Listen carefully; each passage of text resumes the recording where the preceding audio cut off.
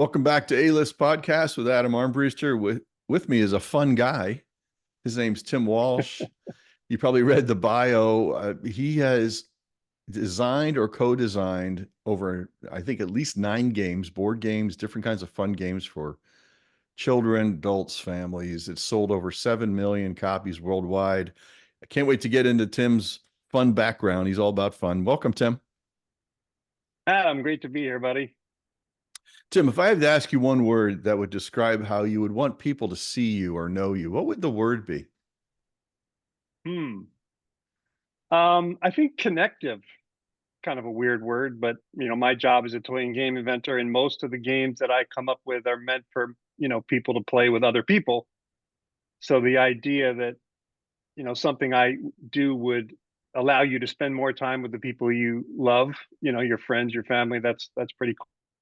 And then I also love history. So I have a YouTube channel where I talk about toy history. I've written a few books and done a couple documentary films on toy designers. So I feel like when I'm doing that the best, people sort of have this visceral response to, oh my God, I had one of those toys as a kid. So I'm connecting people to their childhood in a way. So connective is probably a good word. So that's kind of the background of the whole Playmaker platform you built. Your book, your whole brand is Playmaker. I Yeah. understand. Yeah. I understand. Where was home for you as a child? Where'd you start out, Tim? I grew up in South Jersey, a little town called Voorhees, about 15 minutes from Philly. So pretty blue collar upbringing. My dad sold big trucks, 18-wheeler trucks. My mom worked from home, and we were big athletes. I have 5 brothers and sisters, and we all of us played 3 sports, right? So play, I was didn't really know it. We were talking before we went on air here about how it's like a fish and doesn't realize it's in water. Play has pervaded my entire life. I didn't really realize it until I ended up getting into the toy business. But yeah, grew up in South Jersey, playing in the dirt outside all the time. Did your family play board games? Was this kind of a family thing in the winters, the severe, I got to think South Jersey is beautiful in the summer, but a little chilly in the winter. Did you play board Yeah, games as a family? we did, but it's funny. I have a very good friend from South Jersey they were huge board game players. Like they had a full closet of hundreds of games, and we just weren't like that. Of course, I remember playing Scrabble and Monopoly and different games with my family, but we were much more of athletes, playing outside.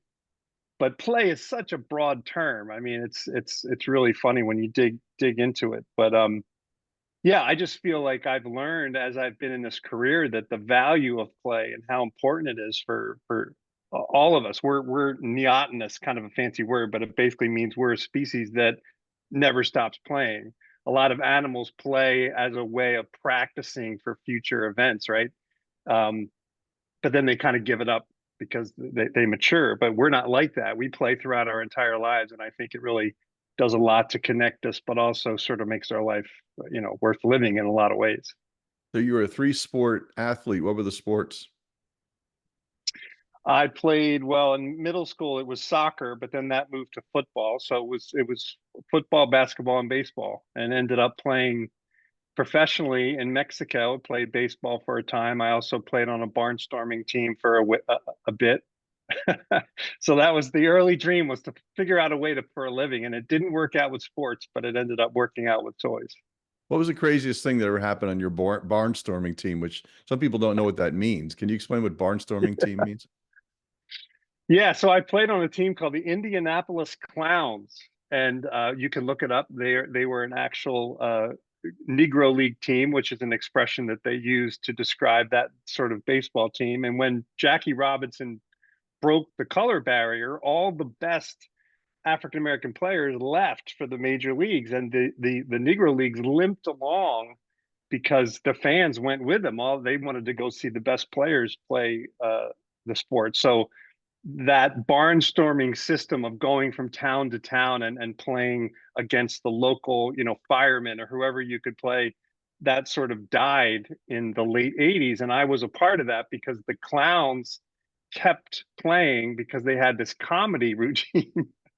It's pretty funny to try to describe it, but basically we had clowns on staff we played real baseball, so it wasn't like the Harlem Globetrotters where it was fake. We played actual baseball, but there were clowns with us that entertained the crowd. And but oh my gosh, Adam, that's an entirely different podcast. I could tell you so many stories, but the best thing about it was I got to meet a guy named Dave Clark who owned the team.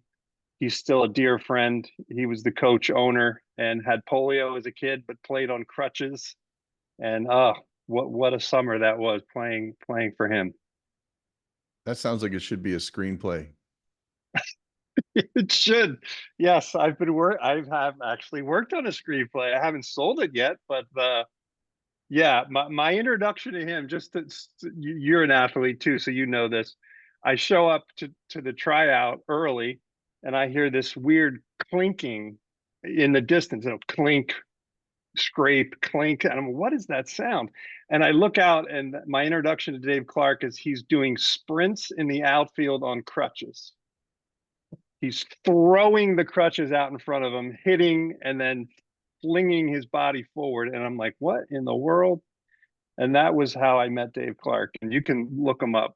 He's a pretty amazing guy. But yeah, great summer. Great summer.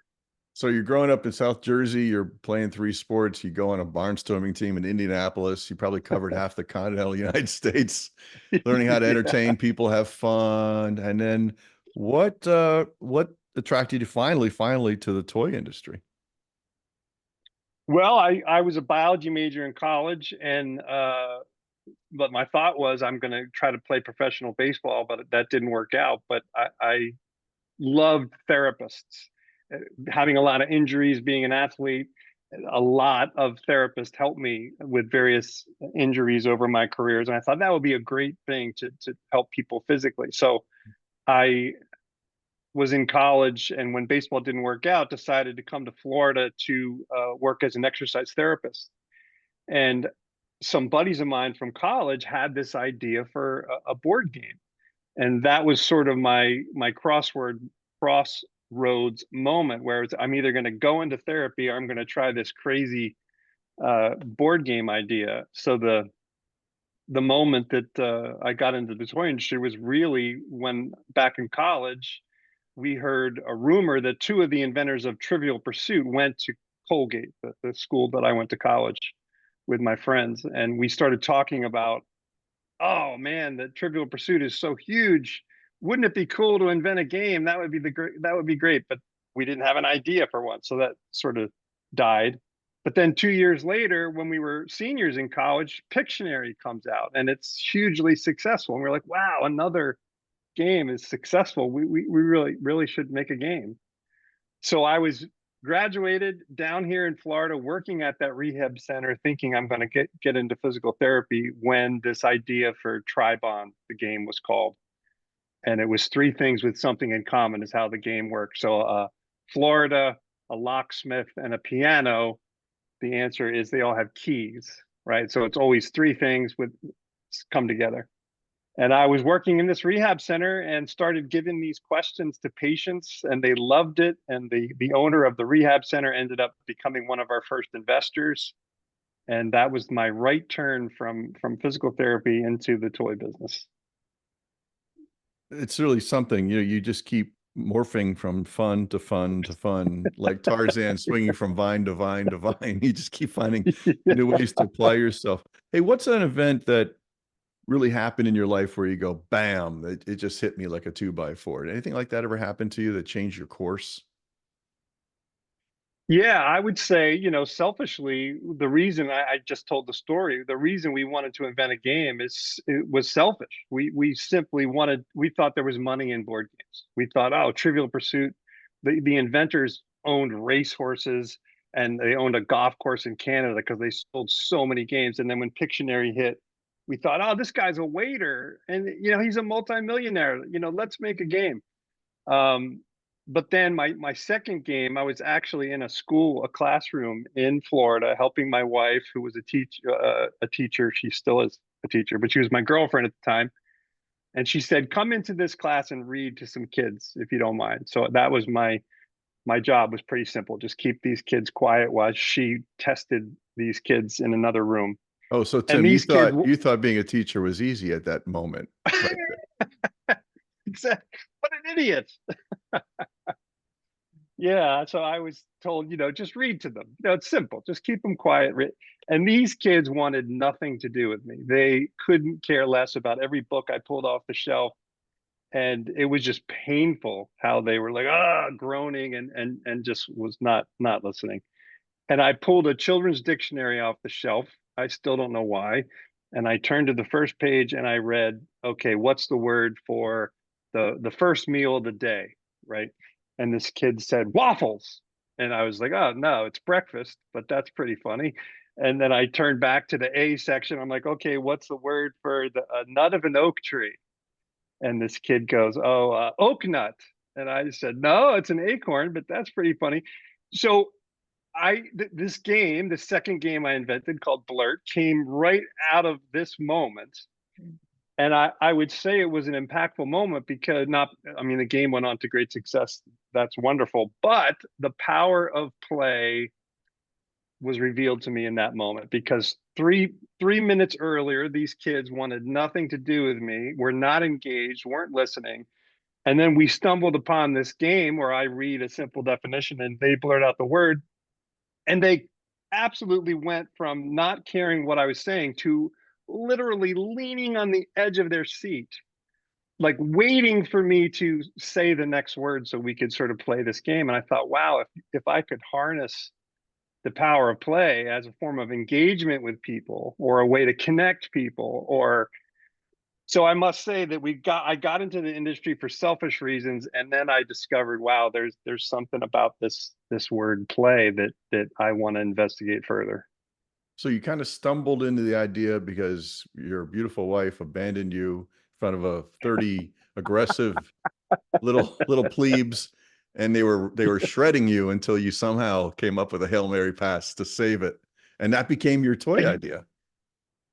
Exactly. Yeah, that became Blurt, a game that, in fact, that was 93 when I went into her classroom. The game came out in 94, and now it's 2024 when we're making this podcast. So it's the 30th anniversary of that game.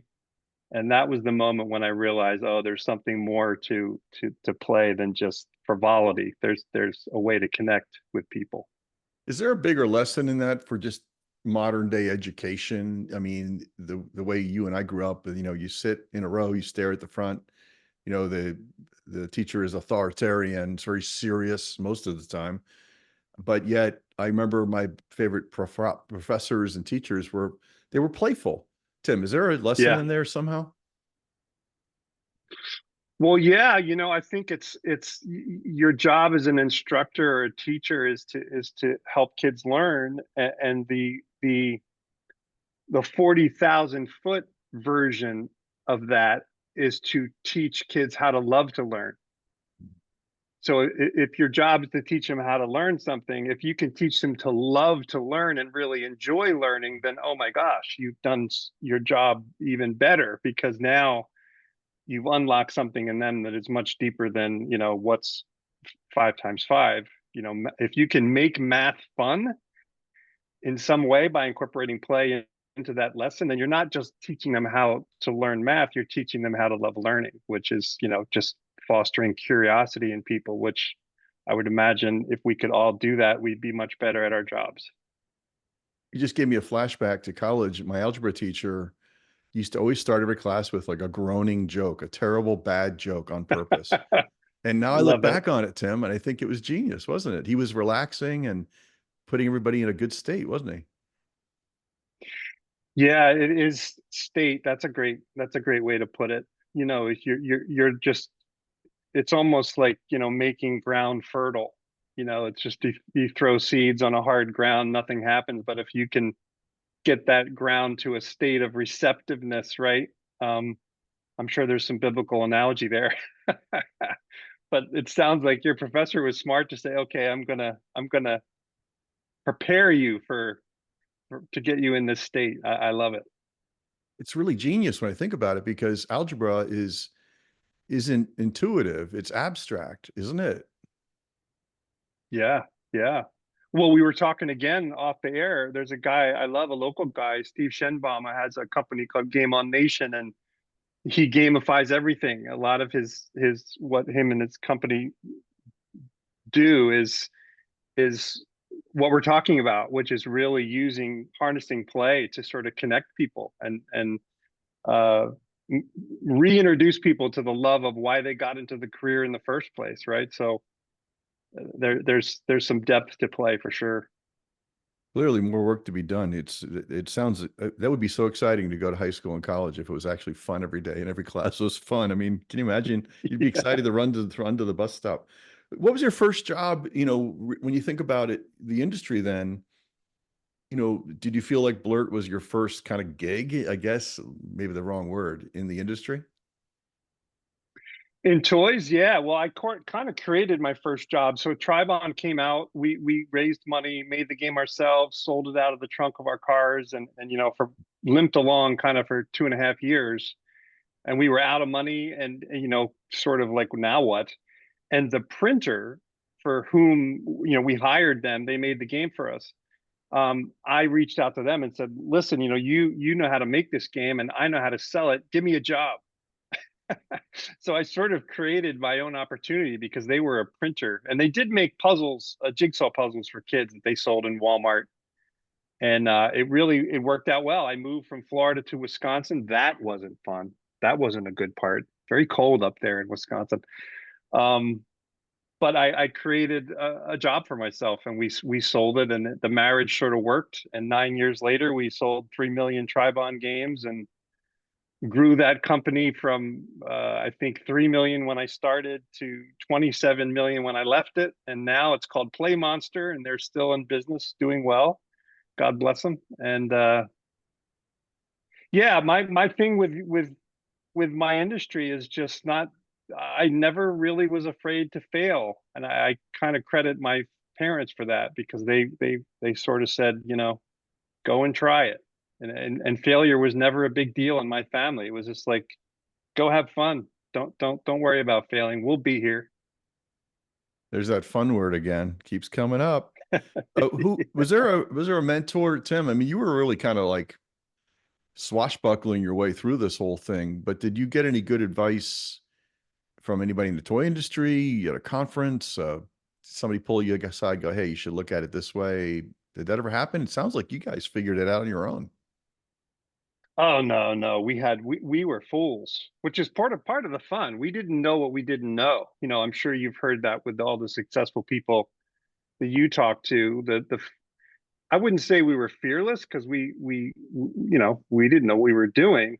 We didn't realize how hard it was to invent a game. We just thought, oh, this happens all the time. We're just going to go to this trade show and people are going to love this thing. Well, it's a rude awakening when no one really wanted it, and we said, okay, well, I guess we got to roll up our sleeves. But I think to answer your question, I've always been impacted by coaches, because maybe it's the athlete in me, but my dad was my first coach, and then my high school football coaches, John Batchelor, Harry Davis, these guys just were big mentors to me because they just had this work ethic that was just so impressive. And conscientiousness is something that I think is disregarded a little too much. Like I tell a lot of young people, my daughters included, that if you work hard, that can make up for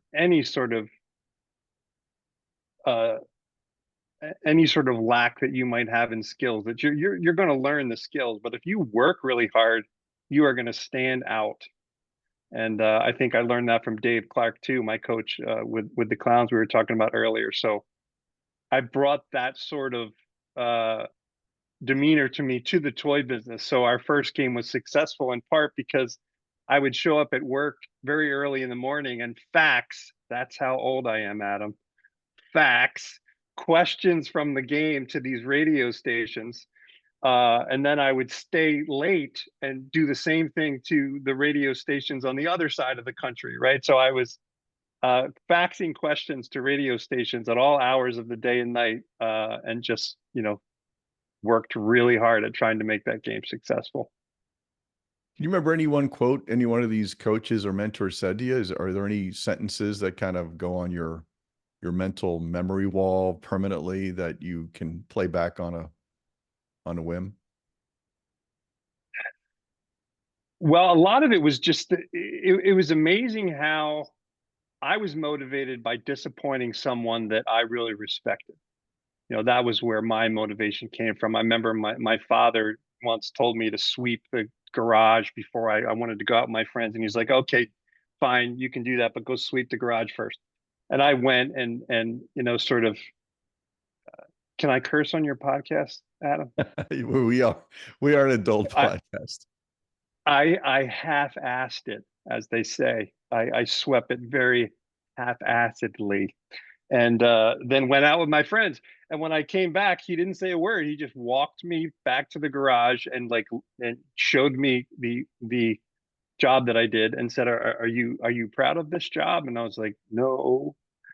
And just the look on his face, and I brought that with me with every coach I've ever had. It's like if I respected them, I really did not want to let them down, which meant preparing, so that preparedness that you learn in athletics is something that I took to the toy industry. Like, there's a trade show coming where I'm going to be pitching my games.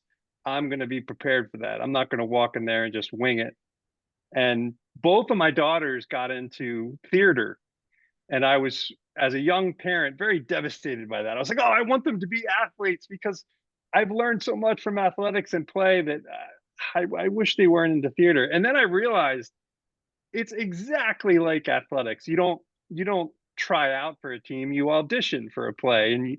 And if you don't do your job as a football player, you don't block this or run the play properly, then the play is ruined. And if you don't know your lines in a play, then you ruin the play, right? So the preparedness and a lot of the things that you learn in theater are the same things you learn in athletics, are the same things that you can take into your industry in terms of conscientiousness and preparing for moments.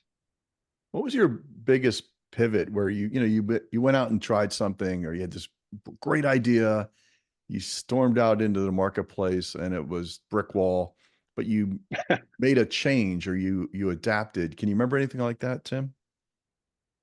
Oh yeah, it happens all the time. Most of I wear a lot of hats in terms of my company, but my main income is licensing toys and games that I come up with, right? So like any creative industry, you need thick skin because you're going to hear no way more than you hear yes. So I'm just like a novelist that is unsigned, that's trying to get their book to a publisher, or a songwriter that's trying to, get a record deal, or, any creative industry. Um, you want, I've always embraced failure. You hear fail fast, right? And in my world, a quick no is way better than an infinite maybe. So when I'm pitching an idea, if it's not for the company, it's like, "Oh, no, okay, good, moving on. I'll show you something else." Or I'll take that no and figure out, okay, what do I need to do to tweak this to maybe make it appeal to the same company or a different company. So part of having that upbringing where I was told, just try it. There's a fearlessness when okay, well, I have a safe place to land. My parents are there for me. Um, Hopefully, we all have someone in our lives that will say, go take a risk, because if you fail, I'll be here. It's not a big deal. So I tweak ideas to answer your question. I know I'm long winded. I If I hear a no, it's like, okay, that's good. I'm one step closer to a yes.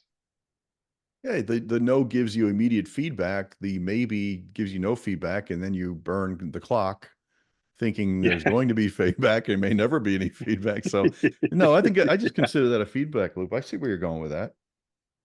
Yeah. Okay, so just Yeah. final couple of questions. You and I are kind of like we aged somehow into a mentor role. We turned around and suddenly we're not 25 anymore. So what are you saying to young people in your industry, Tim? Listen, Tim, you're head of the Playmakers. You sold 7 million toys around the world. You keynote at these big conventions. By the way, Mhm. Tim's keynote, everybody, is on YouTube. If you're really into this, check out his keynote from a year ago in New York. But Tim, what are you saying to the young professional? Tim, I want to get in the toy business. What should I do? What's your first tip of advice? Yeah. Well, I go back to what my dad said about sweeping the garage. Right? So, if I hear a no, it's like, okay, that's good. It's I'm one step closer to a yes. So I tweak ideas to answer your question. I know I'm long winded. Um, if I if I hear a no, it's like, okay, that's good. It's moving on. I'll show you something else. Or I'll take that no and garage properly, he said, is a job worth doing is a job worth doing well. And so there's a conscientious lesson in that, like you got to work hard. But I feel like with today's kids, you even have to go one step earlier in that. It's like you need to do the job. Like not just do it well, you need to do the job. So I'm always big on doing, like with in my world, if I have a good idea, it's worth nothing until I prototype it. I have to make it real. I have to do it. An idea on a napkin it's better than being in your head. At least you got it on the napkin.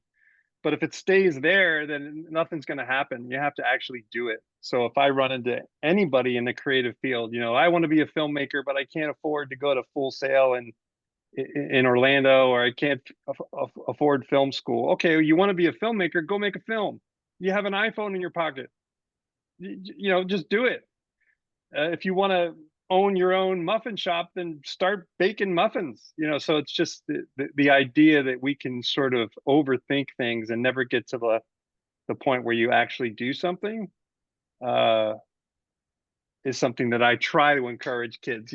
Just if you want to do something, start the process. And I think it's a lot of discussion about the internet, and one of the things that it definitely has hurt kids is that they don't communicate as well as kids from previous generations. And it's not their fault, because they've grown up with iPhones, right, and texting. But the world of business, I think, is communication is the most important thing. So when I say do, and this, a lot of young people know that there's a fear of communication or talking face to face. And what I like to say is, we'll make it a low risk practice. So go and order your food by looking the waitress in the eye. I did that with our girls when they were very young, and it was putting them in low risk situations that gave them the skills that allowed them to be very, very good communicators as they got older. So if there's young people out there that feel like they don't have the skills that they need, then I would say put yourself in low risk situations and practice those skills, and before you know it, you're going to be just fine. So people skills matter, fun matters with learning. You've created so many millions and millions of ways for people to have fun, Tim. I think you got a great mission in life, my friend. Well, thanks, Adam. I appreciate it. I really, when you asked me to be on this podcast, I was like, oh, I would love it. There's, we go back a long way. We were neighbors 25 years ago, and somebody that's competent and compassionate, those are two adjectives that are hard to pull off, and you do that, my friend. So it was a pleasure to be on your show. Hey, everybody, if you want to check out Tim Walsh, go on YouTube. Can I recommend that? Put in Playmakers Tim Walsh, and you'll see his keynotes. You'll see game stories. You'll see his documentary. He knows almost everyone that's invented every famous game. The backstories, they're fascinating. They were a lot of times just crazy ideas, like Tim's crazy idea that became a worldwide hit. Yep. Tim, thanks for being on A-List Podcast. Thanks, Adam. I appreciate it. Have a great one.